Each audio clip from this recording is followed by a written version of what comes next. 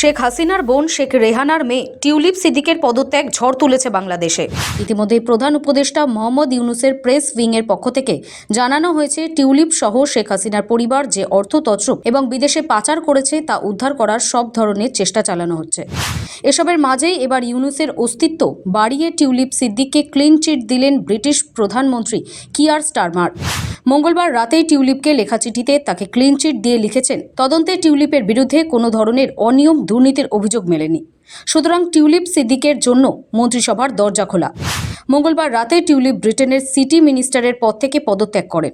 তিনি লন্ডনের হ্যামস্টিড and Highgate কেন্দ্র থেকে টানা চতুর্থবার লেবার পার্টির এমপি নির্বাচিত হয়েছেন। প্রধানমন্ত্রী কিয়ার তার আস্থাভাজন টিউলিপকে এবার মন্ত্রিসভায় নেন। টিউলিপের বিরুদ্ধে মূলত দুটি অভিযোগ নিয়ে সরব ব্রিটেনের বিরোধী দলগুলি। একটি হলো বাংলাদেশের রূপপুর পারমাণবিক বিদ্যুৎ কেন্দ্র স্থাপনে তিনি ঘুষ নিয়েছেন বলে অভিযোগ। এই প্রকল্পে রূপায়ণ করেছে রাশিয়ার একটি সরকারি সংস্থা। অভিযোগ, এই সংস্থাকে প্রকল্পটি পাইয়ে দিতে শেখ হাসিনার কাছে দরবার করেছিলেন টিউলিপ।